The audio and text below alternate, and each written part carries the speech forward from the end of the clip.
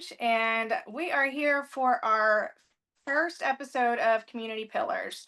Community Pillars is where we talk about local ladies and gentlemen who are doing great things in our community right here on the Mississippi Gulf Coast. Today, I have the absolute pleasure to talk with one of my good friends and someone that I admire greatly, Tasha McCullar. She is the definition of a community leader. She is involved in several organizations in high leadership roles. She is a mentor to me and to many others. And it's just such a pleasure to have her on here, and really telling to have her on here for the first episode. So, Tasha, thank you so much for joining us. Why don't you tell us just a little bit about yourself? Hi, Angela. Thank you so much for this opportunity. My name is Tasha McCullar. I'm the Vice President of Operations for Blacklidge Emulsions, and I'm also the founder of the Josten J Day Foundation. Yes. So you do a laundry list of things and have accomplished a laundry list of things, and some of them we'll touch on, but we won't even get close to touching on all of them. But the main part of our conversation today is the foundation. I know that that is your pride and joy, and the foundation is having a race in April to the only fundraiser right now for the foundation. The foundation is a reckless driving foundation and focuses on awareness and education for teens and young adults to be safer drivers. And we all know that we desperately need that, especially now more than ever. So, Tosh, why don't you tell us a little bit about the namesake of the foundation and how it got started? So the name of the foundation is the Josten J Day Foundation, and that is my only son. His name is Josten Janico Day, which hence is why the foundation is named after him. Back in 2018, I lost Josten. My family lost Josten to a fatal accident that was caused by a reckless driver, which is why I am on a mission to increase reckless driving awareness, not only in the state of Mississippi, but I'm hoping to reach lives across the 50 states to prevent families from experiencing the fatalness that my family had to experience because a driver was driving reckless and not aware of the consequences, in my opinion, not aware of the consequences of his actions.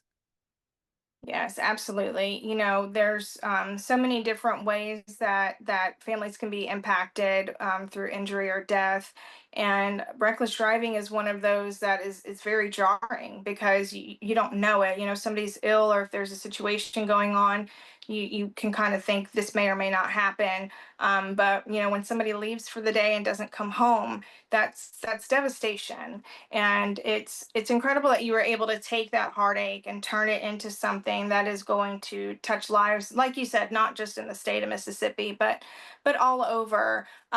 Tell us a little bit about your decision to do this, because it is not easy to start a nonprofit.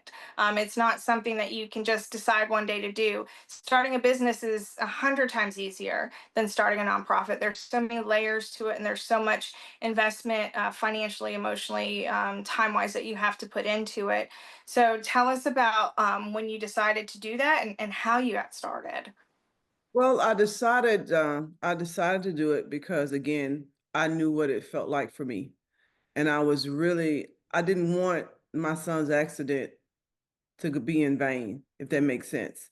What I mean by that is I wanted to, quite frankly, avoid it from happening. If I could do anything to avoid another family from experiencing what I did. My son was a father. He was a great athlete.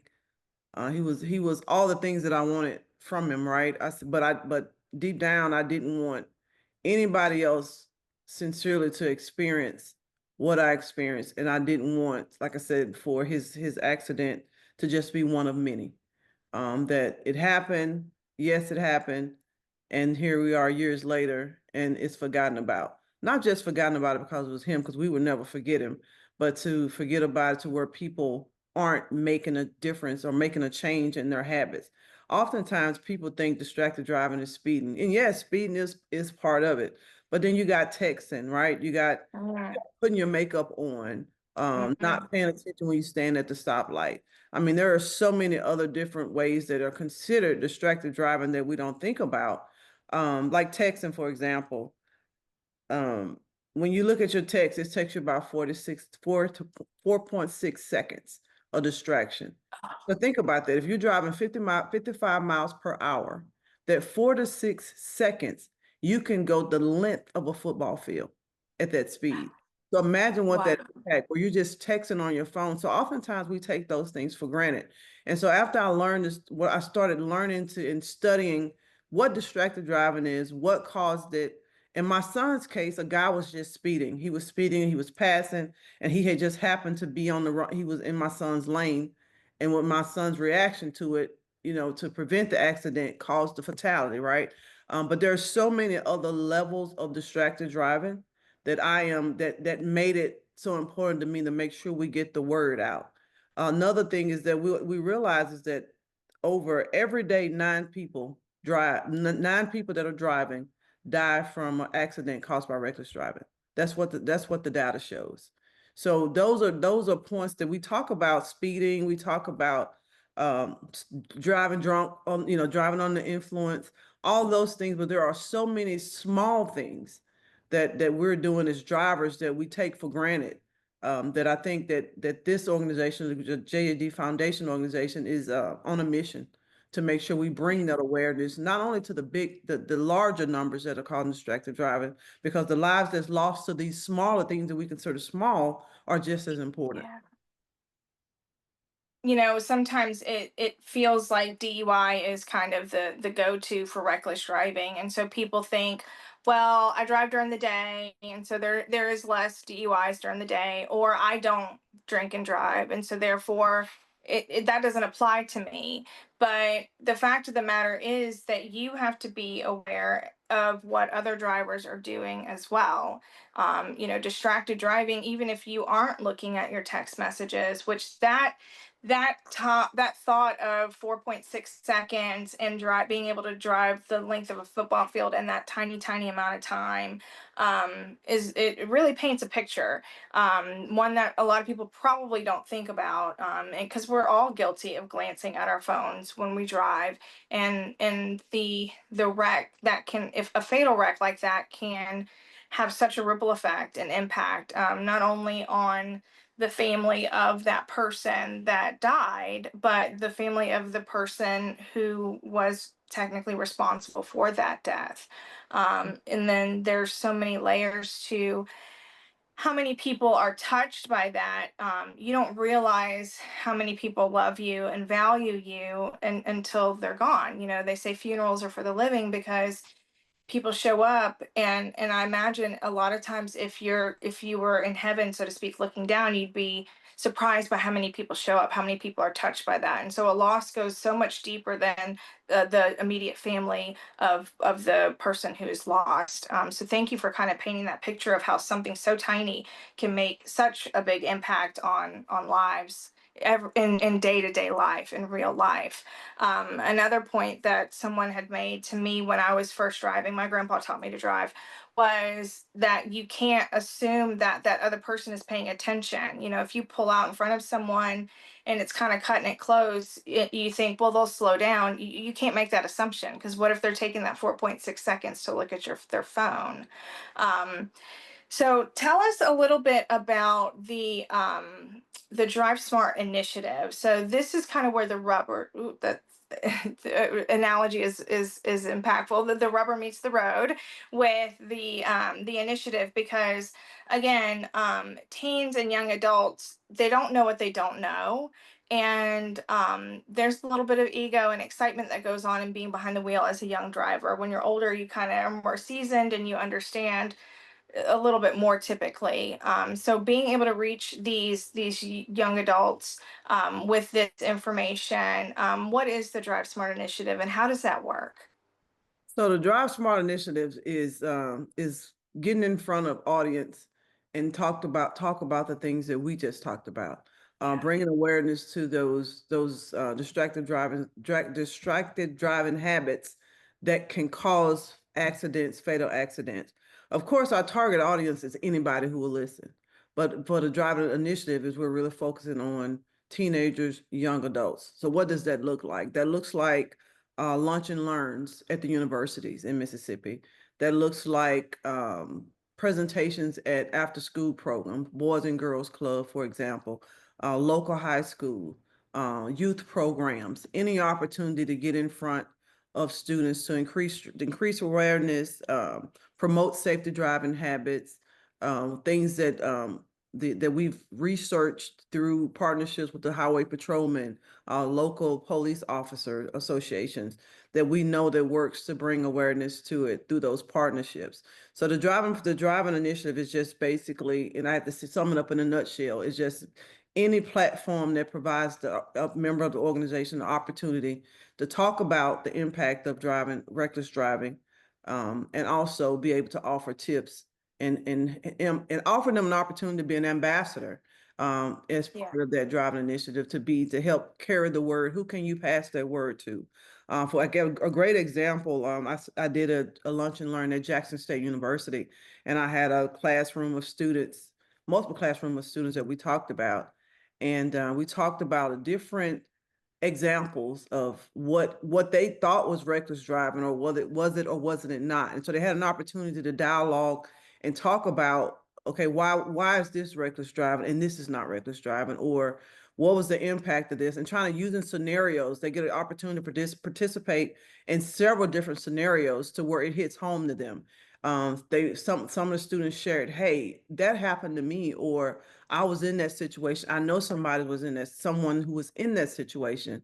And then they do a commitment to come to change their driving habits, because of what that awareness does is it brings to attention to where, wait a minute, I do that and I have my son in the back of the car with me, or I do that and I'm finna have a baby, or whatever the situation might be, whatever Yeah. their circumstances are. It allows them to relate to some of the stories, because we try to use real-time story based off data driven, that we can put people in that situation so they can feel, people, if they can see it, touch it, experience it, Yeah. it leaves a lasting impression. So doing the driving initiative that we have, it puts us in front of the students, in front of young adults, or again, anybody who will allow us to speak, to let them understand the impact of just a tiny decision as such can have such an impact on a family, a fatal accident or injury.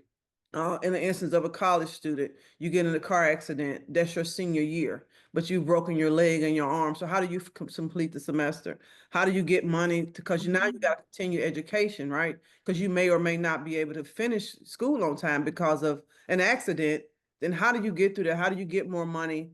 The impact of it, sourcing, getting more funds to go another semester when you were already struggling, right? So there's so many impacts that we Mhm. don't think about, and the driving initiative allows us to be out in front of students, and be able to share the good habits and the impact of those bad decisions. Yeah, yeah, yeah. Those are great examples. And I do feel that this kind of new generation of drivers. Um, I don't know if they're more cautious driving, but they're more hesitant to drive. So hopefully that, coupled with these examples, not only empowers them to be a safe driver and to feel confident in their driving, but they will absorb it better than, say, my generation, who couldn't wait to get their driver's license and didn't always care about the rules of the road.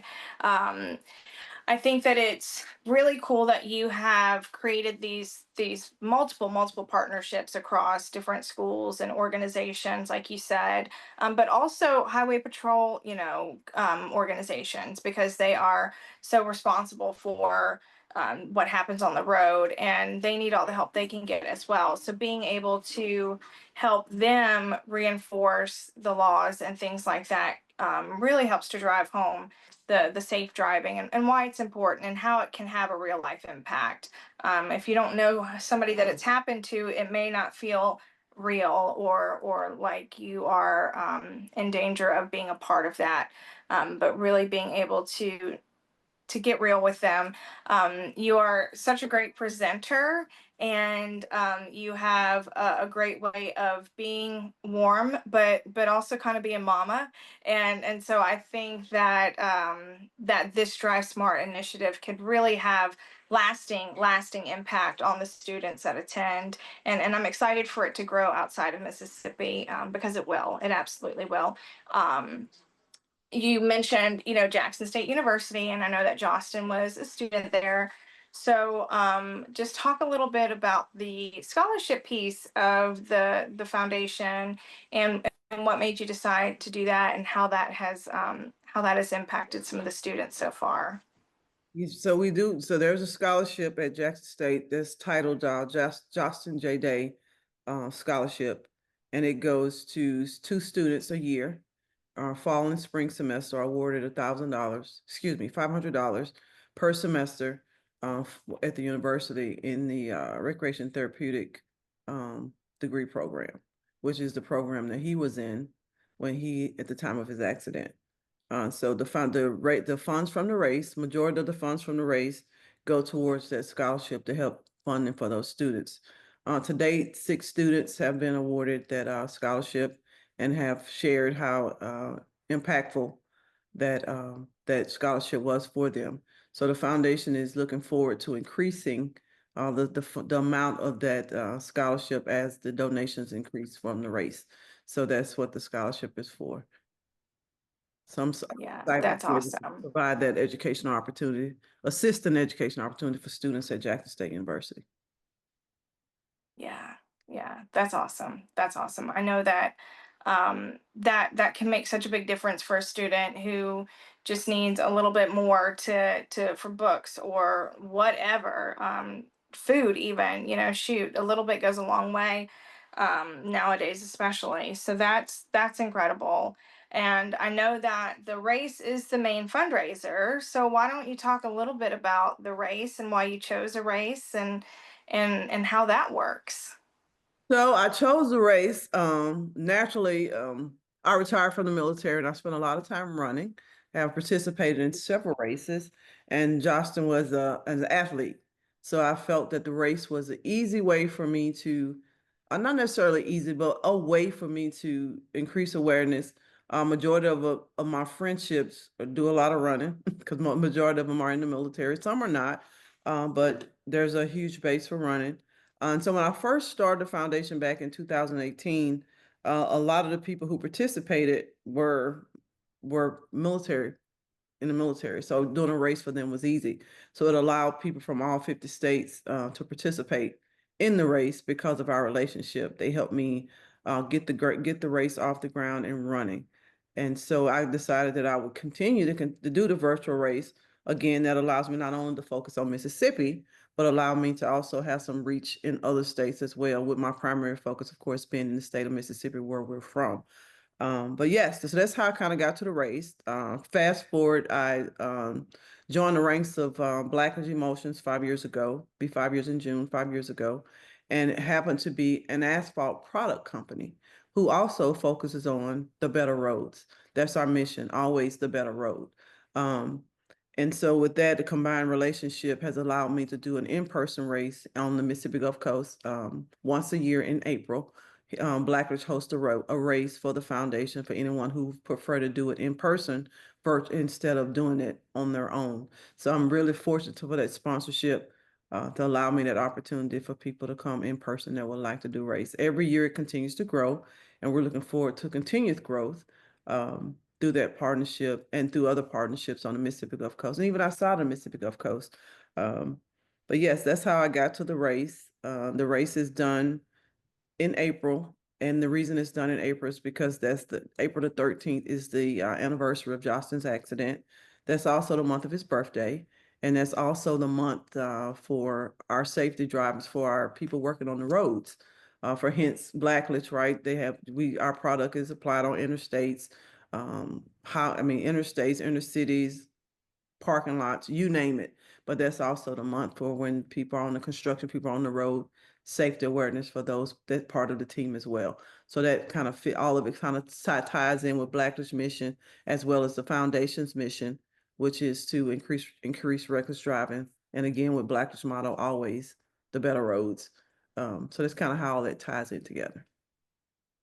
Yeah, and then add in the for the running, the scholarship, the program that it goes to, because that was his major, and the athleticism behind that. So Yeah.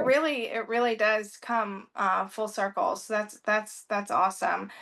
You've had I haven't been there before because we weren't as close as we are now, but I've seen photos from past events that everybody has comes up, they turn up, they turn out, and it's a really great way for the on the in-person side to kind of get together and just really truly support this mission, this foundation. And then if you're not able to attend, obviously you can do the same virtually. And they do, they're able to gather their friends and family, and do it on their own terms, on their own timing, and still get the medal, and be able to feel like they had a part of the foundation, because they did. So I love it. Now I am not a runner, but I love it, and I think that it's truly is a perfect fit, full circle. So that's awesome. So that's in April, and then but you can do it virtually throughout the entire month of April, and then if you don't want to even bother with that, there's also obviously donations, which you are always taking donations. Right. So how can they donate to you? It's going through your site, the easiest way. Yes, the easiest way is to go to the jjdfoundation.org. Go to the website, or you can find it on any of the social media, so the foundation's social media sites. So you can either donate directly to the scholarship, donate directly to the foundation, and also you can also register in either one of those platforms. But I want to tell you, Angela, you don't have to run to do this. It's a race. You can actually walk, you can ride a bike, you can get your 5K, I 3.2 can miles, skate. any way you want to. Any I way can that skate. you cross, yes, ma'am, you can skate. If you want to skate 3.2 miles, go for it. Okay, I can do that. That I can do. That I can So do. Well, good. Thank you for we that have it for everybody, clarification. for anybody, whatever you like to do, we have a place for you. I love it. I love it. And then additionally, for organizations that see the value in safer roads, which I mean, how can you not? But for those who want to support local and be a part of this mission, there are sponsorships available as well for the in-person event, but then also virtually if other national brands care to be a part of that, and that can also be found at the website. That's right. That's correct. You can. Yep. So this has been it's been really informative for kind of what you do and how you do it. I've actually learned a little bit, and I hope that our listeners and our watchers have too. This is an annual event, so anybody can be a part of it, because again, you can do virtually, and you're going to want to continue to be a part of it, because I don't know if they've started testing yet, but in COVID they stopped doing like the road test, and so if unless we get that back, like we're really going to need all the help that we can get. Unfortunately, even if you work from home, you have to leave your house at some point, and so you're going to have to get on the road. And being able to understand how little things that seem little can actually have such a huge impact on your life, can really make a big difference. So if there's any other organizations out there who want Tasha to come and speak to them, to their kids, she is an excellent speaker, and your kids will definitely walk away knowing how to be a better driver. And then you'll get to do your part in keeping the roads safe, because again, it's not getting safer out there, and so we have to do everything that we can as a community to look out for one another and to take care of one another. Um, is there anything that I left out that you wanted to talk about? No, we'll grab it in the next session. Well, thank you so much. Like I said, I learned something, and so I know that our watchers and our listeners did too. Thank you for all that you do. I could truly list what you do for our community locally, statewide, and nationally. Thank you for your service in the military. And thanks for being here today. We really appreciate you taking the time to share your passion with us and your mission and what the foundation does. So it's the jjdayfoundation.org, right? It's Josten J Day Sorry, Foundation. jostenjdayfoundation.org. And then the Facebook page is the Josten J Day Foundation as well. So give us a like, give us a follow, go check out the site and see a little bit more about what she does and what the organization does. And donate, register, or sponsor, because that is the way to make a true impact on the roads today. So thank you so much. I hope everybody has the best day, and we will see you soon. Thank you.